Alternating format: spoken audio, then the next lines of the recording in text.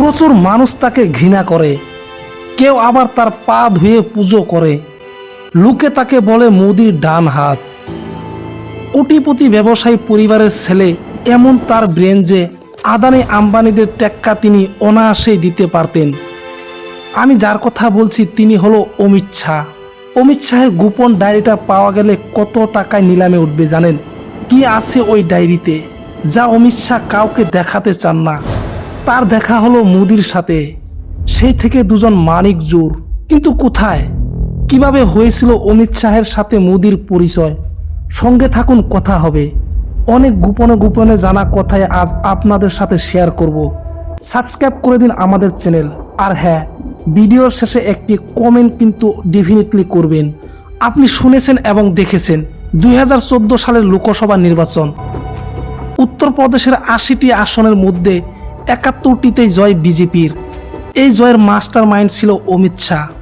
ত্রিপুরা, যেখানে বিজেপির ফোর্ট্রেল ছিল এক প্রকার শূন্য, সেখানে 2018 সালে বামীদের 25 বছরের দুর্গ গুড়িয়ে দিয়ে সরকার গড়ল বিজেপি। এর ব্লুপ্রিন্টও অমিত শাহের।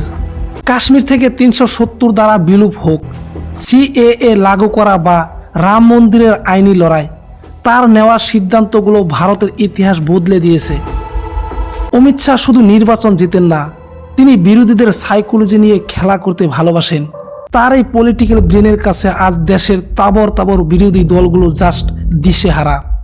কিন্তু এই চাণক্য হয়ে ওঠার রাস্তাটা মুঠেও সহজ ছিল না। মুম্বাইয়ে জন্ম হয়েছিল অমিত শাহের।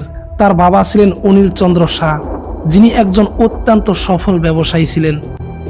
ছোটবেলা থেকে অমিত শাহের মাথার ভিতর চলত অঙ্কের খেলা। তিনি বায়োকেমিস্ট্রিতে বিএসসি পাশ করেন। এরপর মন দেন বাবার ব্যবসায়। শেয়ার বাজারেও তিনি ছিলেন একজন তুখুর স্টক ব্রোকার।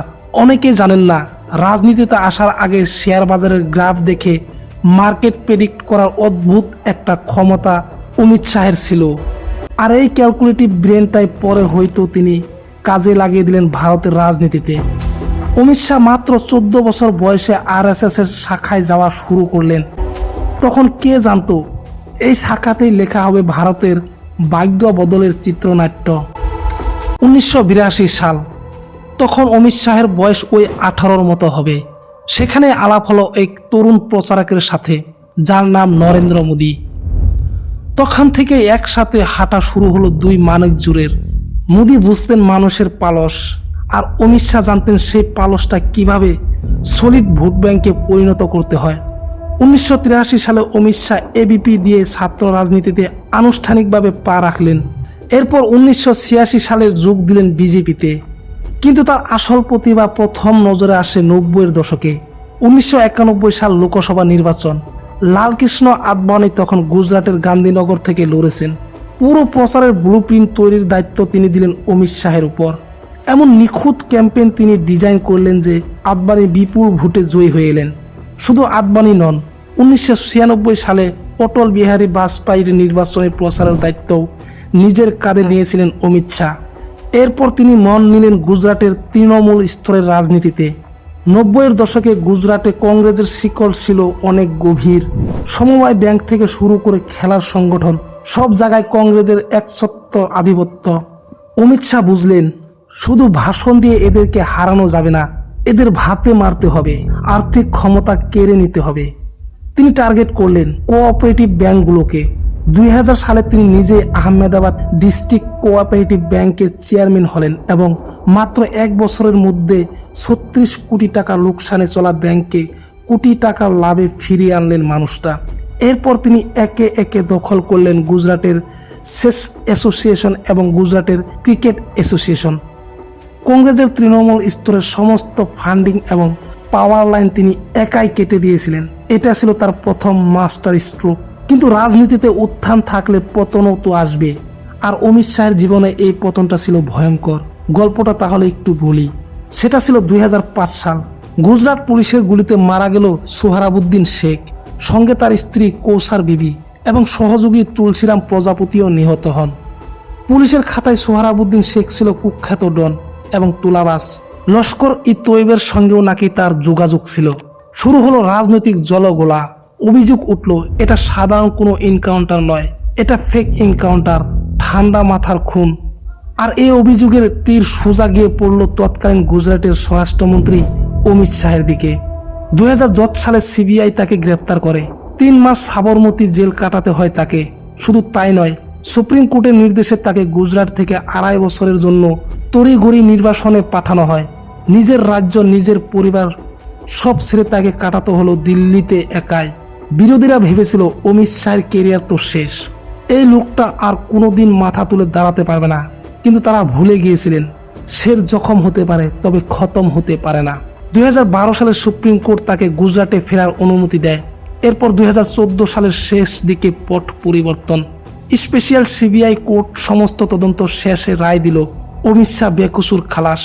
কোর্ট পরিষ্কার জানিয়ে দিল অমিত শাহের বিরুদ্ধে কোনো অকাট্য প্রমাণ পাওয়া যায়নি। তাকে ফাঁসানোর জন্য এই মামলাটা ছিল স্রেফ একটি রাজনৈতিক প্রতিহিংসা। পরে সুপ্রিম কোর্টেও সেই ক্লিন চিট বজায় রাখে। তিনি আইনি লড়াই জিতে মাথা উঁচু করে সবার সামনে দিয়ে সেদিন ফিরলেন। শুধু ফিরলেন না, নিজের অপমানের মুখ্যম জবাবটা দিলেন ব্যালট বক্সে। 2014 সালের লোকসভা নির্বাচনে নরেন্দ্র মোদী অমিত শাহর হাতে সঁপে দিলেন তার জীবনের সবচেয়ে বড় চ্যালেঞ্জ, উত্তরপ্রদেশের দায়িত্ব। অমিত শাহ যখন ইউপিতে যান তখন সেখানে তার দলের অবস্থা ছিল তছনছ। তিনি এসি রুমে বসে স্ট্র্যাটেজি বানাননি। তিনি ইউপির প্রতিটি জেলায় ঘুরেছেন এবং অন্তত 100টি ছোট বড় জনসভা করেছেন। কিন্তু তার সবচেয়ে বড় ব্রহ্মাস্ত্র ছিল পান্না প্রমুখ মডেল। ভোটার লিস্টের এক একটি পৃষ্ঠা বা পান্নার জন্য তিনি একজন করে কর্মীকে দায়িত্ব দিয়েছিলেন। ওই পৃষ্ঠায় লেখা 30 থেকে 40টি পরিবারের সঙ্গে সরাসরি যোগাযোগ রাখবেন সেই কর্মী। এই পরিবারগুলোর দেখভাল, তাদের সুবিধে অসুবিধে সব দায়িত্ব থাকবে এই কর্মীদের উপর। এই মাইক্রো ম্যানেজমেন্টের কথা এর আগে ভারতের রাজনীতিতে কেউ কোনোদিন ভাবতেও পারেননি, দেখা তো দূরেরই কথা। এর সঙ্গে তিনি যোগ করলেন সোশ্যাল ইঞ্জিনিয়ারিং। অখিলেশ এবং মায়াবতী তৈরি করা জাতপাতের অঙ্ক তিনি একেবারে তলায় তলায় ভেঙে চুরমার করে দিলেন। ফলাফল 2014 সালের ইউপির 80টি আসনের মধ্যে 71টি বিজেপির দখলে। গোটা ভারত সেদিন প্রথম চিনেছিল অমিত শাহের ব্রেনকে। এরপর আর তাকে পেছনে ফিরে তাকাতে হলো না। 2014 সালে তিনি হলেন বিজেপির সর্বভারতীয় সভাপতি। তার নেতৃত্বে বিজেপি বিশ্বের বৃহত্তম রাজনৈতিক দলে পরিণত হলো। সদস্য সংখ্যা ছাড়িয়ে গেল 10 কোটির গণ্ডি। মহারাষ্ট্র, হরিয়ানা, আসাম, ত্রিপুরা, পশ্চিমবঙ্গ, একের পর এক রাজ্য তিনি পদ্ম ফুটিয়ে দিলেন। তিনি নিয়ে এলেন এক অদ্ভুত স্ট্র্যাটেজি, মিস কল মেম্বারশিপ। একটি টোল ফ্রি নম্বরে শুধু মিস কল দিয়েই দলের সদস্য হওয়া যাবে। পাশাপাশি তিনি দলের পুরো কাঠামোটাকে একদম কর্পোরেট স্টাইলে সাজিয়ে ফেললেন। দেশের প্রায় প্রতিটি জেলায় বিজেপির নিজস্ব হাইটেক পার্টি অফিস তৈরির নির্দেশ দিয়েছিলেন তিনি। অমিত শাহ প্রমাণ করে দিয়েছিলেন যে রাজনীতিতে শুধু ভাগ্য বা ইমোশন নিয়ে জেতা যায় না, জিততে গেলে লাগে micro level planning, data analysis আর বুক ভরা সাহস। যে ছেলেটা একসময় শেয়ার মার্কেটের গ্রাফ মেলাতো, আজ সে বিশ্বের বৃহত্তম গণতান্ত্রিক দেশের পলিটিক্যাল গ্রাফ নিয়ন্ত্রণ করেন। আপনাদের কি মনে হয়, ভারতীয় রাজনীতিতে অমিত শাহের মতো নিখুঁত স্ট্র্যাটেজিস্ট আদৌ কি আর দুজন আছেন? আগামী নির্বাচনগুলোতেও কি তার এই স্ট্র্যাটেজি আবারও একই ম্যাজিক দেখাতে পারবে? অবশ্যই কমেন্ট বক্স আপনার জন্য খোলা। আর ভিডিওটিতে লাইক করতে ভুলবেন না।